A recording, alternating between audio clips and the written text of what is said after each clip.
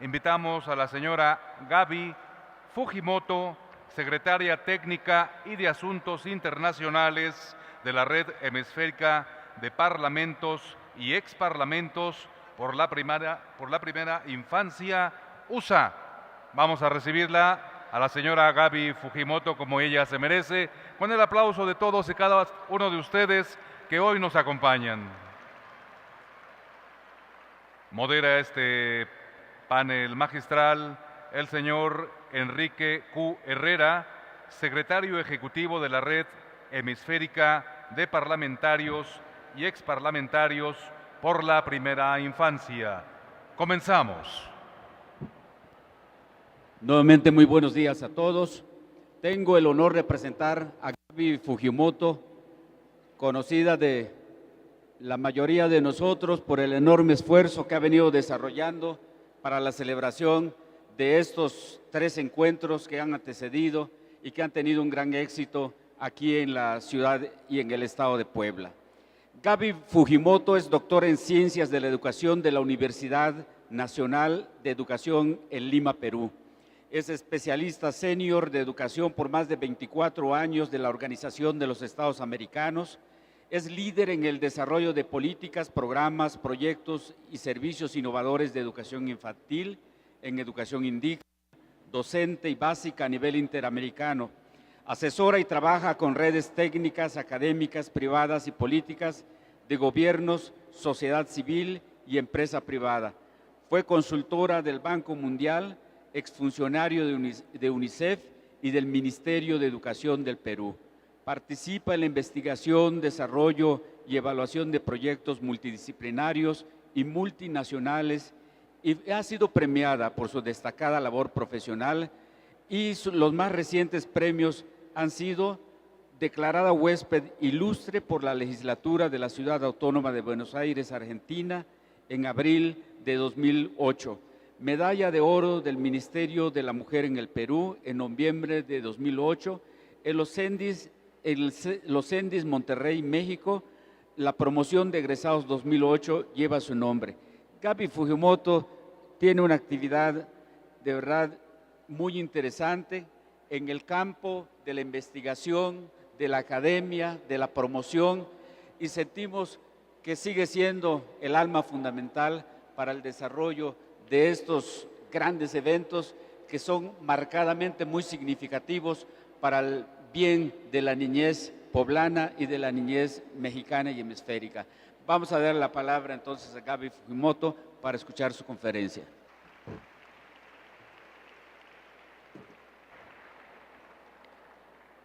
Muy buenos días. Espero que mi voz no retumbe mucho el eco y se entienda lo que voy a hablar. Primero, quiero agradecer al Gobierno de Puebla, a la Secretaría de Educación Pública en particular y en especial a los coordinadores de este evento, el ingeniero Roberto Ibarra y Gabriela Tinoco, que han sido los encargados de convocarnos a esta reunión. Quiero agradecer también la presencia, además de las autoridades y de todos los representantes de los estados y de México, a los distinguidos conferencistas que vienen del extranjero y que van a hacer posible que la agenda que empezamos el día de hoy se haga realidad.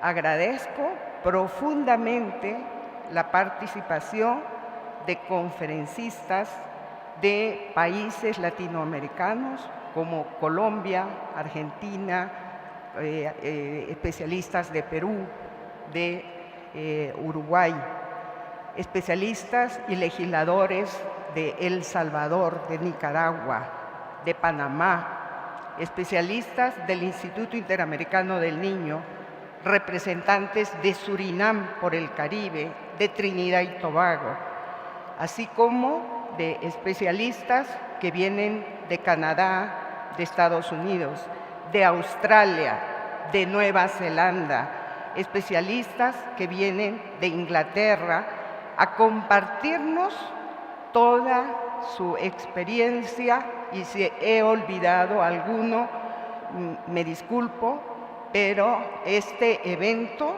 se hace gracias a la convocatoria de Puebla, pero también se hace gracias a la buena voluntad de los especialistas, conferencistas, que vienen desde muy lejos a compartir su experiencia.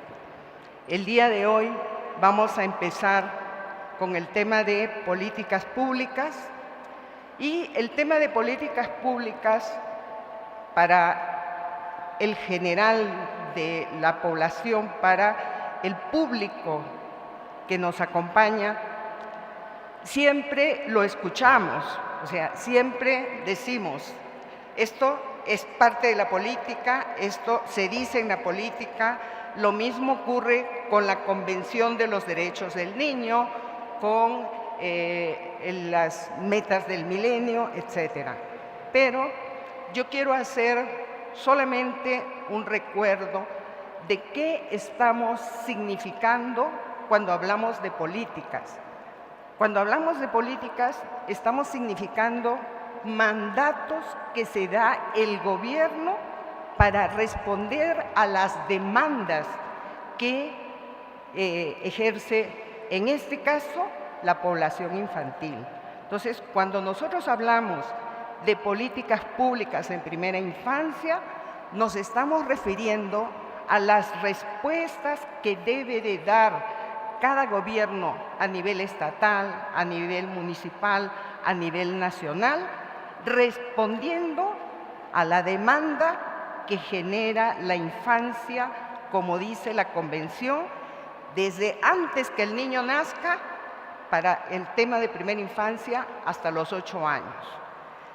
Además, para el tema de las políticas, para responder a esas demandas que hacen los gobiernos, debemos de considerar no solamente aquella información que viene de las investigaciones, aquella investigación que viene de la neurociencia, de la biología, de los estudios sociales.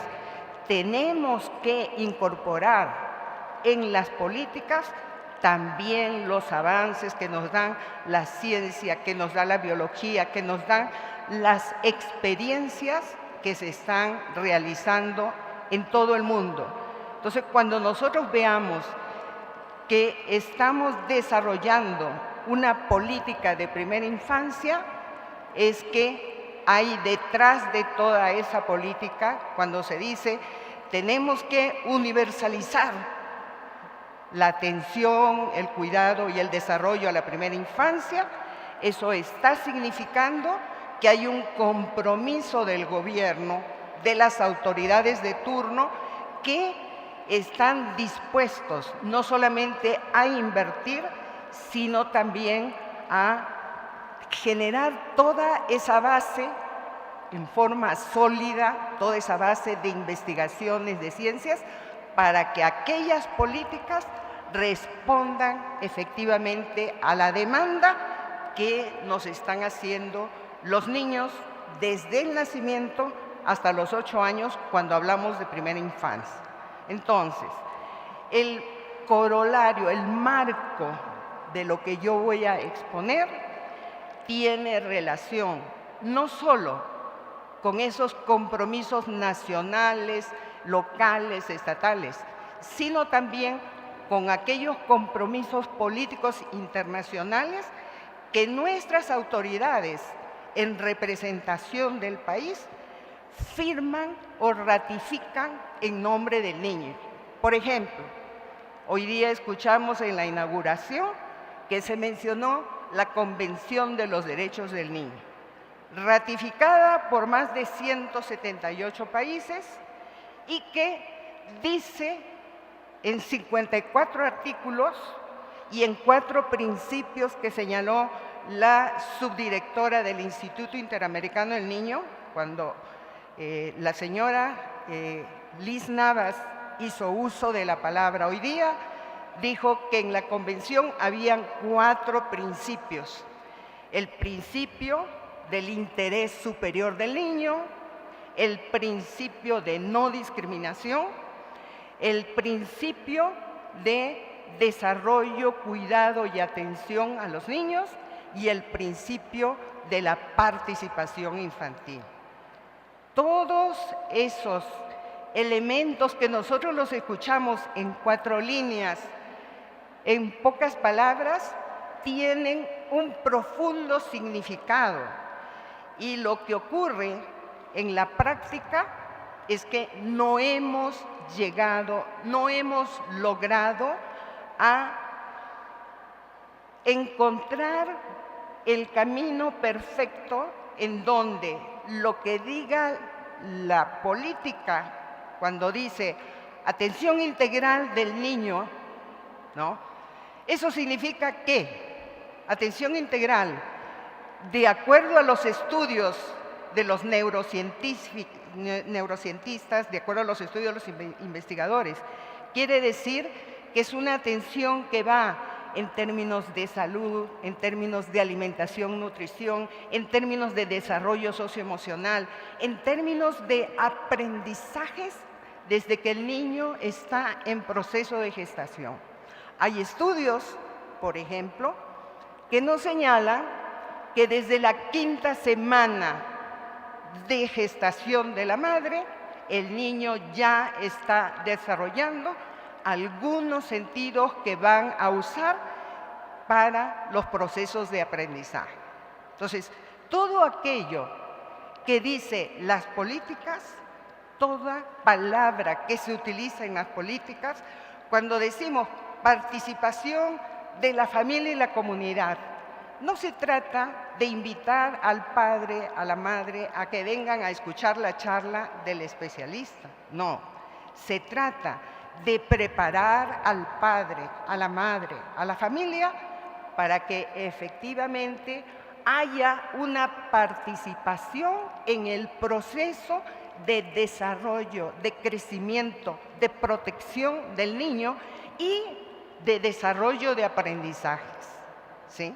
Entonces, yo hago esta primera explicación, una introducción, para que cuando escuchemos que estamos hablando de políticas y cuando escuchemos que estamos hablando de que hay que cumplir lo que dice o el gobierno ratificó la Convención de los Derechos del Niño, el gobierno no ratificó solo los 54 artículos, el gobierno se comprometió a ser parte de todas esas metas, objetivos y principios que dice, por ejemplo, la Convención. Y la Convención no va sola. En este momento, la Convención de los Derechos del Niño, que entiendo que todos la conocemos, tiene además observaciones o comentarios generales. Cada uno de los comentarios generales y de las observaciones, cada uno de ellos tiene una explicación profunda, tipo tratado, de lo que significa. Solo el interés superior del niño tiene un comentario general de más o menos 20 páginas. Hay observaciones generales como las 7 que se menciona respecto de primera infancia, que dice exactamente qué significa el concepto de primera infancia, de qué hablamos cuando hablamos de participación, qué estamos interpretando cuando decimos una atención integral. Nos están orientando en todo lo que son los procesos, no solamente pedagógicos, sino también políticos y administrativos a los gobiernos para llevar a la práctica solo ese comentario general número 7. Pero ahora, aunque parezca mentira, tenemos 17 comentarios generales. Aquí hay profesores de universidad, supongo que están analizando con sus alumnos. Son 17 comentarios generales. La última que han sacado de los comentarios generales es el derecho del niño al juego, a la recreación y al uso de tiempo libre. Y así como esa, que es el comentario general número 17, existen los comentarios generales para el trabajo con niños discapacitados, para el trabajo de los temas relacionados con violencia infantil, el tema de salud de los niños, el tema de cómo enfrentar, por ejemplo, el VIH-Sida con los niños, con los padres de familia. Hay un comentario general que es sobre la participación del niño. Hay otra sobre la responsabilidad social empresaria, cómo los empresarios, cuando dan trabajo a los niños, deben respetar sus derechos. Y así por el estilo, y yo puedo seguir comentando desde la número 1, que propone un término de qué es educación. Y en todo lo que proponen de educación, siempre están mencionando la necesidad de que los niños deben de pasar por procesos de aprendizaje que se dan desde que el niño está en proceso de gestación. Yo no voy a abundar más sobre estos temas porque hay especialistas muy reconocidos que van a hablar de estos temas con ustedes, de la importancia de los primeros 1000 días para todo lo que es aprendizaje, desarrollo, no solamente intelectual, desarrollo de la personalidad, de los valores, el desarrollo de la ciudadanía del niño, porque un buen ciudadano se forma desde que está en el vientre de la madre. Todo esto que yo estoy diciendo se encuentra en los comentarios generales que son parte de la Convención de los Derechos del Niño. Entonces, les recuerdo, son 17, cada una lleva un tema específico a tratar y en cada uno de los comentarios generales dice: los estados partes serán responsables de llevar a la práctica todos estos acuerdos. Y son acuerdos que, vuelvo a repetir, están ratificados por casi todos los países que están aquí, todos. No solamente ratifican la convención, sino los otros compromisos, como por ejemplo, Yomtien, el acuerdo y la declaración de Dakar. ¿Qué dice Yomtien? Yomtien dice: el aprendizaje del niño empieza desde el nacimiento y la educación y ese proceso es permanente. Entonces, miren que solamente menciono una línea o dos de cada uno de los compromisos y todo ello políticamente hablado y escrito implica una serie de compromisos, una serie de acciones, de actividades. Sobre los niños indígenas hay todo un compendio que no solamente habla de los derechos del niño, sino de su relación que tiene con la Declaración de Pueblos Indios, que lleva también otra línea de trabajo con los gobiernos. Entonces, cuando nosotros hacemos una revisión de todos esos compromisos, reitero, políticos, ¿sí? Espero que yo haya sido clara para ubicarnos en el contexto de lo que vamos a trabajar estos 3 días, ¿sí? Allí vamos.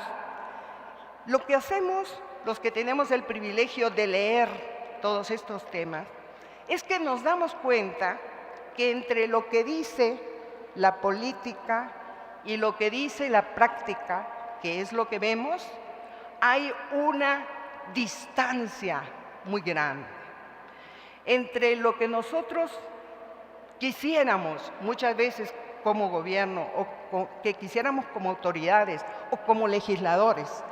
Hay todavía una brecha muy grande entre lo que es la letra que ponemos y el ejercicio de la práctica. Y sobre todo, la práctica con calidad. Y sobre todo en el tema de primera infancia, y por eso esta primera exposición, en el tema de primera infancia saldríamos desaprobados de repente el 95% de este auditorio. Y yo les voy a decir por qué. Porque estamos descuidando precisamente la edad más importante del desarrollo humano, que es hasta los 3 años.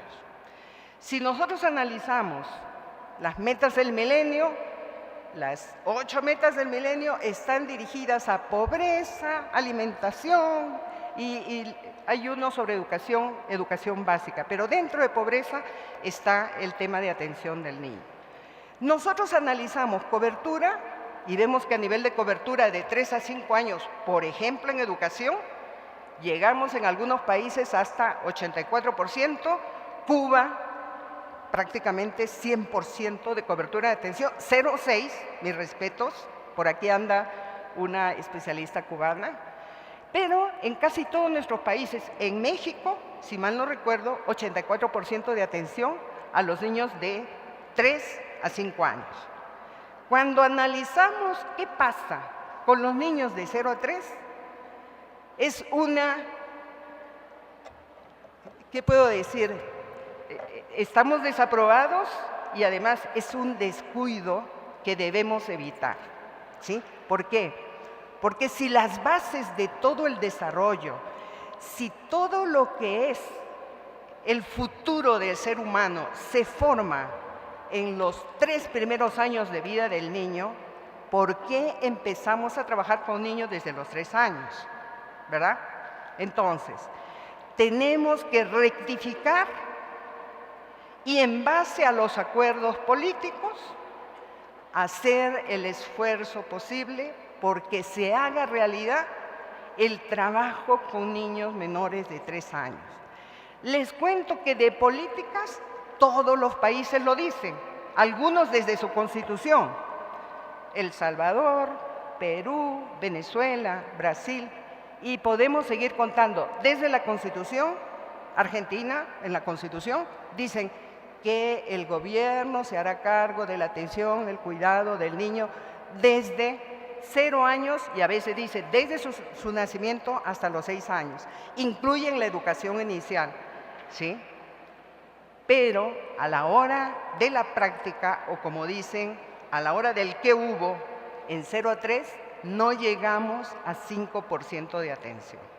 Y para llegar a ese 5% de atención, cuando nos hemos reunido hace 3 semanas, nos reunimos en Monterrey. Tuvimos una reunión como la que estamos desarrollando, más otra reunión con legisladores, que bendito sea el cielo, estamos trabajando muy bien con los legisladores. Llegamos a un acuerdo que es el que les voy a comentar para terminar con esta exposición. Llegamos al acuerdo que es necesario que a estas alturas del trabajo que llevamos, convocando a la gente, acordando declaraciones, pronunciamientos, planes de trabajo, no solo de legisladores, plan de trabajo 2014-2015, plan de trabajo Morelia en septiembre, legisladores con especialistas y directores de sectores sociales. Todo eso ya está, todo eso está dicho, está escrito, se lee perfecto, pero lo que ahora tenemos que hacer es llevarlo a la práctica y hacerlo bien hecho si queremos tener ciudadanos que no solamente sobrevivan en este momento histórico, sino que superen todos los problemas que tenemos de violencia, problemas de pobreza, problemas de crisis de aprendizaje, como lo dice la UNESCO y Brooklyn Institution. Tenemos un pacto para el aprendizaje que dice, tenemos que lograr aprendizajes con los niños desde que el niño está en proceso de gestación. Todo eso hay que llevarlo a la práctica, todo eso hay que hacerlo.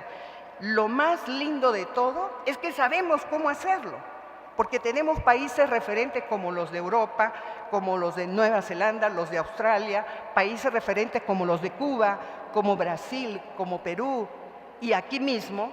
Entonces, sí sabemos cómo hacerlo. El desafío que tenemos ahora, todos nosotros, es de llevar a la práctica lo que dice la política. Entonces, en Monterrey, el 26 de octubre, ya pueden ponerla, el 26 de octubre de 2013, acordamos con la presencia de 37 países que participaron en esa reunión y de toda la representatividad mexicana de estados, municipios y nivel nacional, acordamos que era necesario hacer lo que se llama el pacto hemisférico. ¿Me ponen el PowerPoint? El pacto hemisférico por la protección y atención integral, y le llamamos de la primerísima infancia. ¿Qué significa primerísima infancia? Brasil nos dio la idea. Primerísima infancia quiere decir que nos vamos a dedicar a los niños hasta los 3 años. A eso vamos, focalizados ahí, y que todas nuestras políticas deriven en esa prioridad. Acordamos en el pacto hemisférico que es necesario tener un amplio marco de acuerdos que ratifiquen y reiteren lo que dice la Convención, lo que dicen sus observaciones generales, lo que dice Yomtien, Educación para Todos, las metas del milenio y el Pacto para el Aprendizaje. Necesitamos un marco global para poder trabajar en una agenda centrada en el interés superior del niño menor de 3 años, en donde trabajemos gobiernos, sociedad civil y familias. Acordamos que es hora de responder a los desafíos que he mencionado durante mi exposición, que debemos de llevar a la práctica no solamente la Convención, sino también las observaciones generales y todos aquellos acuerdos políticos que están haciendo nuestros gobiernos, que están haciendo nuestros ministros de educación y autoridades de distintos sectores e instituciones.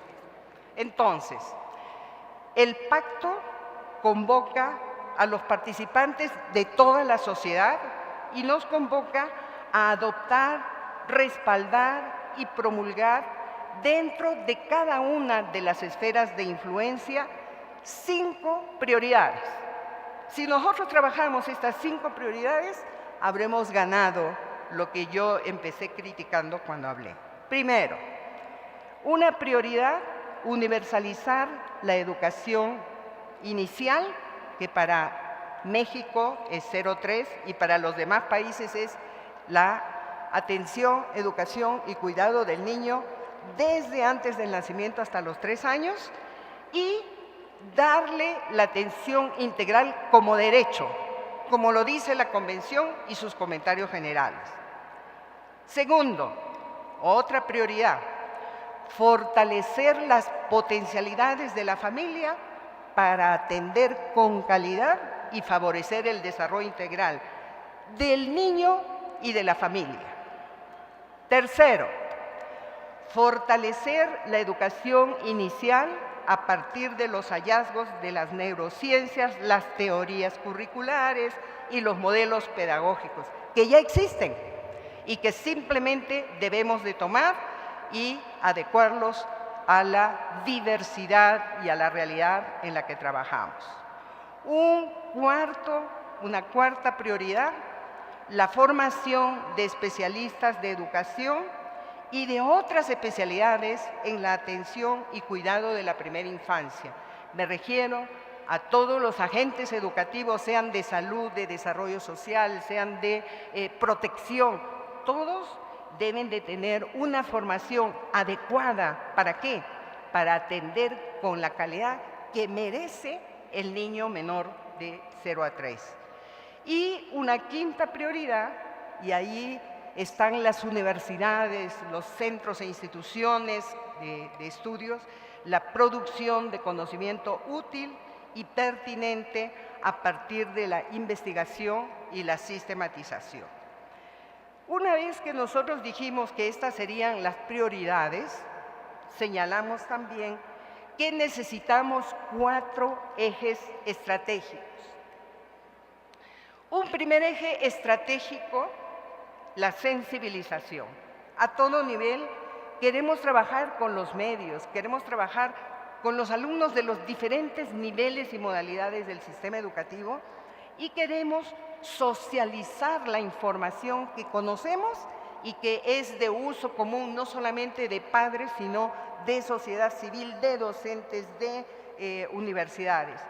Quisiéramos diseminar los resultados de estudios e investigaciones sobre el desarrollo del niño y de la niña y sus factores asociados para orientar a los padres de familia, a la sociedad civil, a los diseñadores de política y a los legisladores.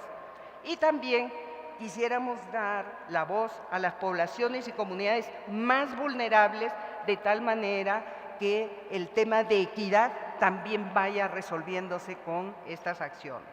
Solo para contarles una anécdota, nosotros buscamos investigaciones que fueran realizadas con niños de 0 a 3. Escogimos los especialistas más preparados para esa tarea y nos dimos con la cruda realidad que en las universidades, si existen, no las conocemos porque no están publicadas. Y las que se publican van mayormente dirigidas a temas que hay que alcanzar en la perspectiva y en el panorama que estoy hablando. Hay otro eje transversal que es el de la articulación.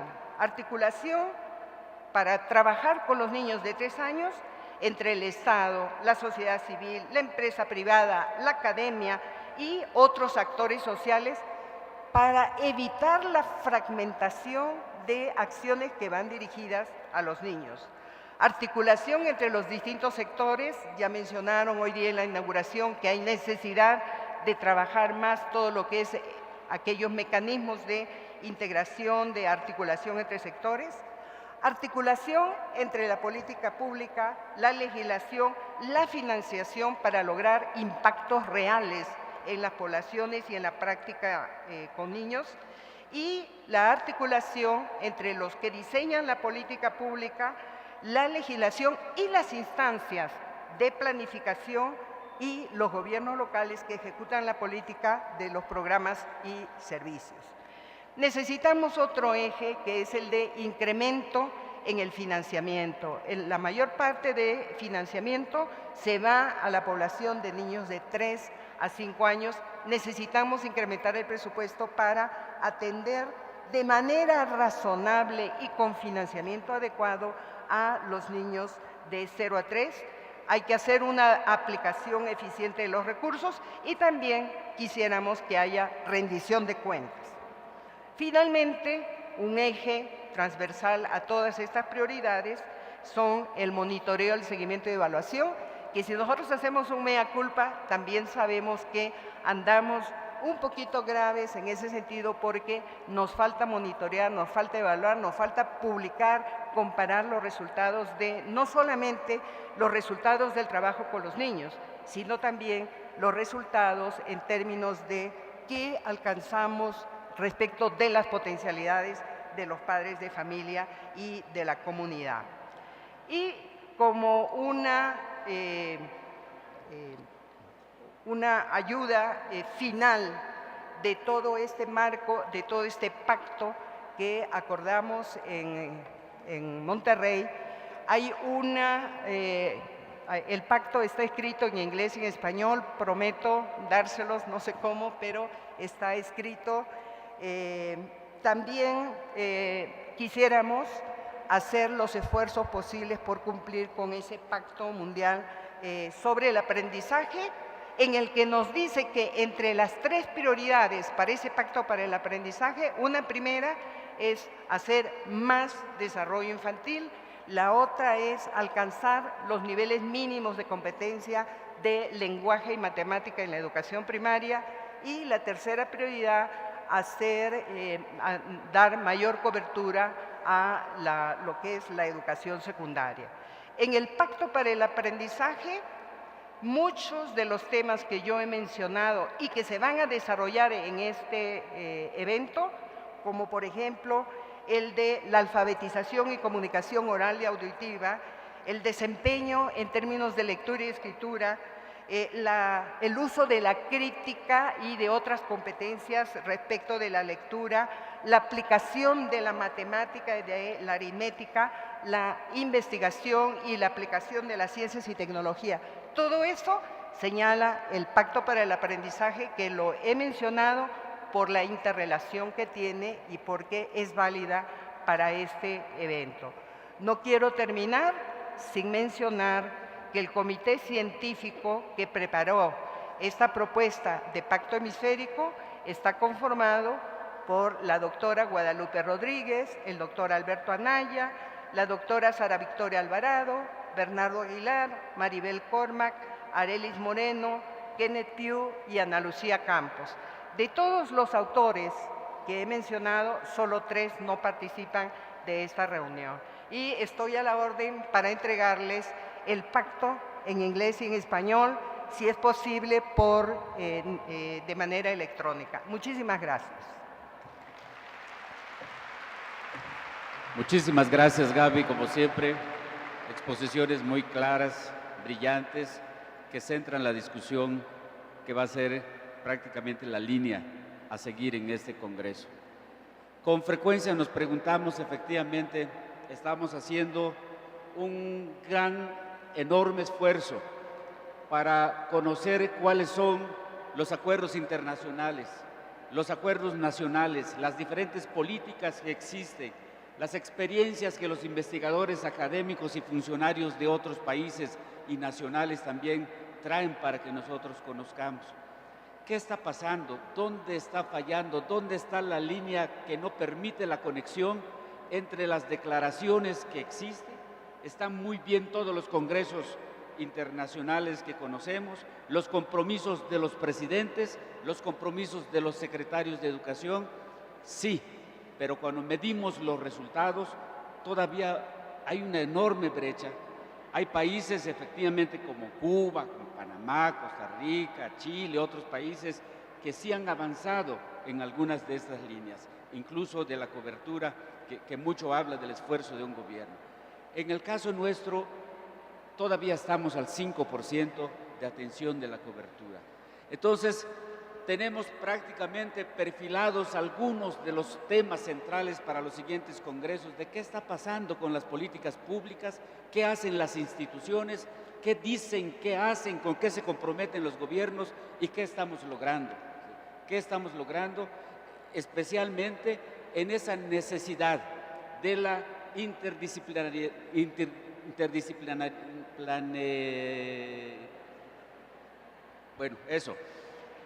de la coordinación también con las diferentes instituciones. ¿Qué estamos logrando?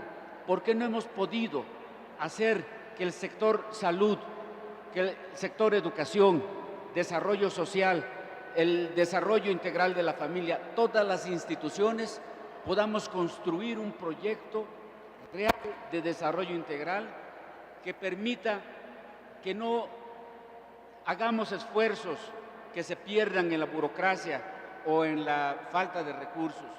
Queremos evaluar las políticas, qué dicen nuestros planes nacionales de desarrollo, cuánto presupuesto le estamos asignando. Si realmente tenemos leyes y no hay presupuestos, es lógico que no van a haber acciones, que no va a haber política.